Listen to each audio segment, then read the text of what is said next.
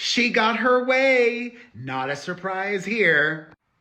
Hello, my fam. It is Perez, the queen of all media, the original influencer, and your #1 source for everything It Ends With Us saga. As I have been covering, the antebellum peddler issued a subpoena against Justin Baldoni's lawyer, Brian Friedman, and his law firm. That is a very unusual move. You don't go after opposing counsel. It happens, but rarely. There's a little thing called attorney-client privilege and also work product. And yet, despite the fact that this is not something that happens, I knew the judge would give her a win. However, it wasn't a total loss for Baldoni and the Wayfarer parties. Just minutes ago, the new bestie of Taylor Swift's former bestie, Judge Lyman, granted Brian Friedman's motion to quash in part, and also denied it in part. Which means they gotta give her what she wants, or some of it. Let's get into this ruling. And remember, Baldoni's lawyer wanted to deal with this mess in California so that Judge Lyman would not oversee it. But unfortunately, the judge in Cali agreed to her request to kick it over to New York. And here we are with the scenario that many of us knew would happen. The judge breaks down what Team Caca is asking for. He says, Lively's requests for production fall broadly into 3 categories. Requests 1 through 4 seek information regarding agreements and payments between liner and content creators. As I have said before, I have not been paid by any of the Wayfarer parties. I have paid Brian Friedman because he's been my lawyer, although he is not representing me in the subpoena drama.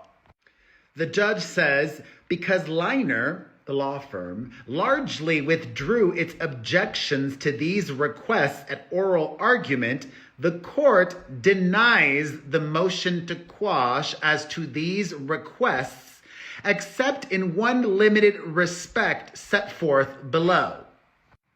At oral argument, Liner withdrew its objection to requests 1 through 4 about contracts and payment, with the exception of the unrelated engagement letters, claiming that it had no documents responsive to those requests. The court therefore denies the motion to squash with respects to requests 1 through 4, except with respect to engagement letters that Liner has to represent content creators as clients in legal matters other than this case. So, talking about me. And that's a good thing, because I don't want people knowing how much I'm paying them. It's called the cost of doing business. Even if you don't want to, you end up spending money on lawyers. The judge says the court grants the motion to quash to the extent that Lively seeks agreements into which Liner has entered for the purposes of representing content creators in unrelated matters.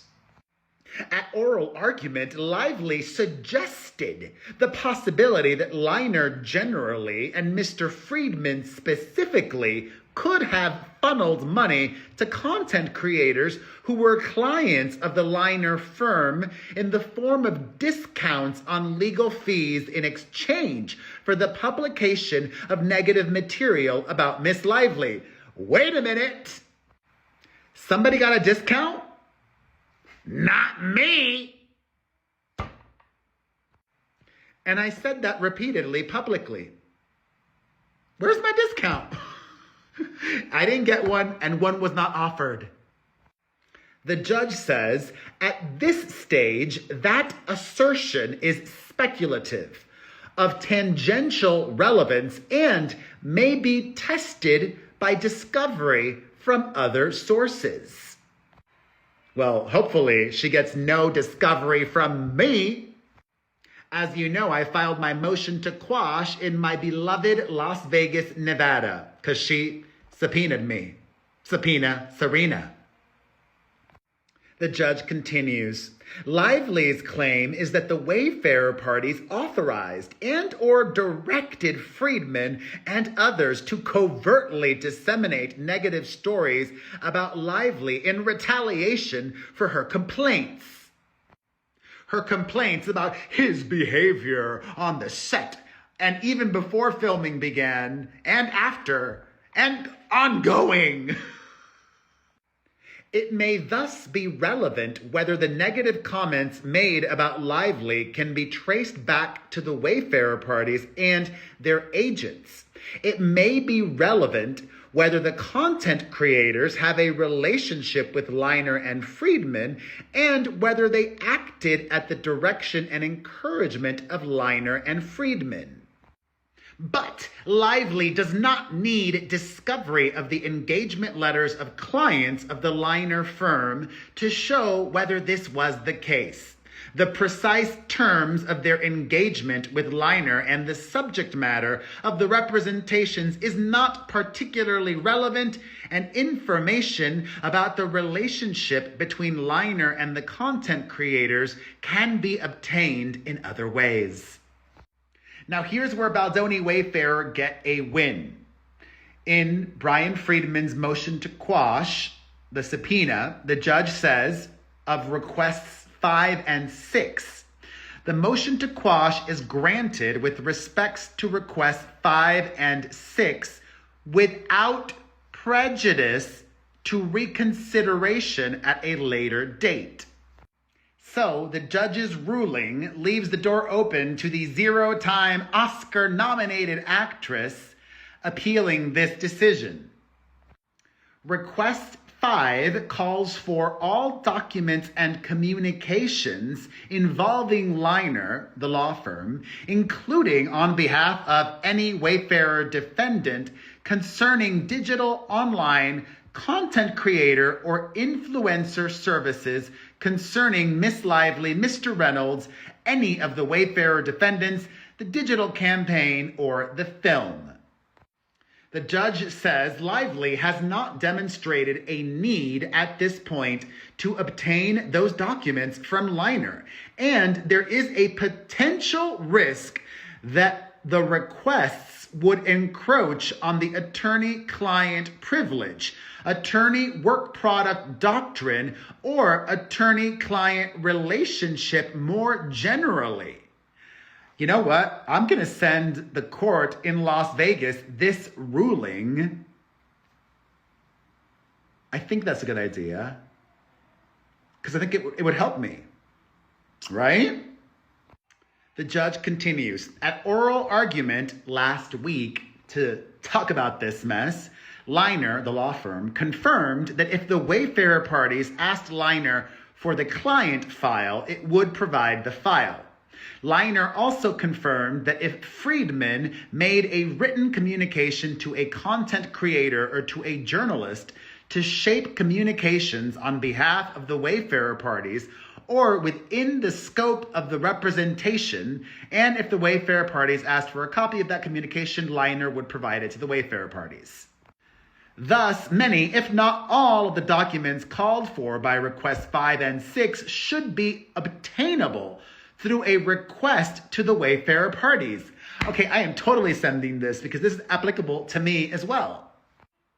If Liner had communications with content creators or the press about the subject matter of this case, these communications would presumably have been made in the course of representing the Wayfarer parties and therefore would be available to the Wayfarer parties.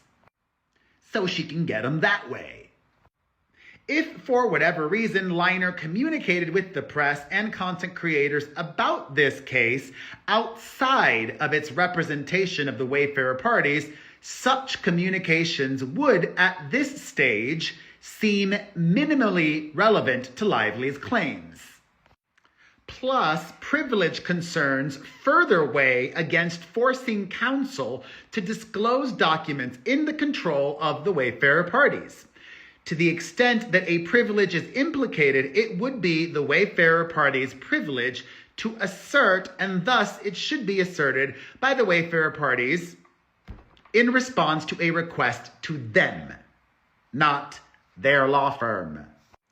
Plus, the judge reminds everybody that attempts to subpoena a lawyer who either was actively litigating the case on the other party's behalf or who was associated with trial counsel run a much greater risk of intrusion on the attorney-client relationship than subpoenas to former lawyers or corporate counsel.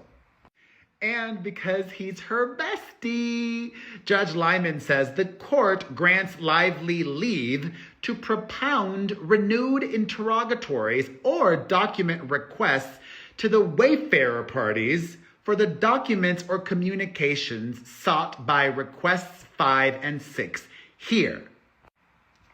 Didn't they already do that? I think they did. And the more I think about it, I'm not going to send the court here in Las Vegas this ruling because I don't want to even plant the seed that, oh, let me kick it to New York too. No need. What's happening in New York is a separate issue from mine here in Las Vegas. Y'all, I'm not a lawyer, but I'm figuring this out all on the fly. If you've got any legal experience, if you're a lawyer or you work in that field and you have a suggestion, I'm all ears. Let me know in the comments section. All right, let's get back to this ruling. Judgy Poo says, if there is dispute over the wayfarer party's responses to these interrogatories or related document requests, the issue may be raised with the court and the parties themselves may raise objections. Absent some showing that Liner has relevant information or documents that cannot be obtained through a request to the wayfarer parties themselves, there is no reason to resort to a subpoena to trial counsel, given the attendant risks to the adversarial process. Lively has leave to move for reconsideration of this ruling at a later date if necessary, including after the time period set out in Local Civil Rule 6.3. However, now we get to requests 7 and 8 that seek communications forming the basis for Friedman's allegedly defamatory public statements about Lively. Wait. Oh my God, I got this wrong. I'm going through it all. Wait, this is actually a total win. This is a win. Requests 7 and 8 seek communications forming the basis for Friedman's allegedly defamatory public statements about Lively. The motion to quash, brought forth by Brian Friedman and his law firm, is granted with prejudice as to these requests. The requests seek privileged and work product protected information that has little relevance to Lively's claims. Lively's request for documents and communications reflecting any communication with any source that provided you information relating to or that formed the basis for Mr. Friedman's public statements regarding Miss Lively, the judge says, targets information squarely within the attorney-client privilege and work product protection. Friedman's allegedly defamatory statements are to the effect that Lively is a liar and the allegations in her complaint are not true. That's not defamatory. One obvious source of information forming the basis for Friedman's statements would be communications made to Friedman by his clients in the course of seeking legal advice. Yup. Such communications would be privileged. A second source would be discussions with potential witnesses contacted in the course of investigating the allegations in Lively's complaint. Documents reflecting such discussions would generally be attorney work product. Moreover, the relevance of such documents and communications to Lively's claims is uncertain. Lively does not assert defamation claims against Friedman personally, but against the Wayfarer parties. Remember that? The knowledge of the Wayfarer parties is thus of central importance. If the Wayfarer parties believed the statements were false and authorized or approved their making, they could be held liable regardless whether Friedman himself had a basis for believing the statements were false. The statements alleged to be defamatory relate to events as to which the Wayfarer parties, primarily Baldoni and Heath, were percipient witnesses. They would not have needed the witness interviews of Liner to determine whether the statements made by Friedman were true or false. They had direct knowledge of the events of which he spoke. And even assuming that any other witness told Liner that Lively was telling the truth, and Liner relayed this to the Wayfarer parties, it would seem minimally probative of the issue whether the Wayfarer parties believed Lively was telling the truth. Given the low relevance of the information to Lively's claims and the clear risk of encountering privilege and work product issues, requests 7 and 8 constitute an undue burden and must be quashed. So, in conclusion, the motion to quash is granted in part and denied in part. But the only things she won were requests that the law firm representing Baldoni didn't object to in the hearing. Request number 1, agreements effective at any point from July 2024 through the present between the law firm and content creators. Request number 2, any invoices between the content creators. Request number 3, payments, okay. And request number 4,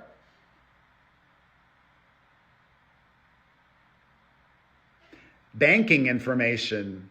Okay, that's fine. Get all the banking information. You will see they didn't pay me caca. They didn't pay me what she's made of. Caca. Nada. No caca. Y'all, I am so relieved. Because at first, when I saw at the beginning of this, the way that the judge wrote it, granted in part and denied in part, I'm like, oh, great, she got all these wins. But whew, what a relief working through this. It's no win at all. Finally. Not finally. This is what the judge does.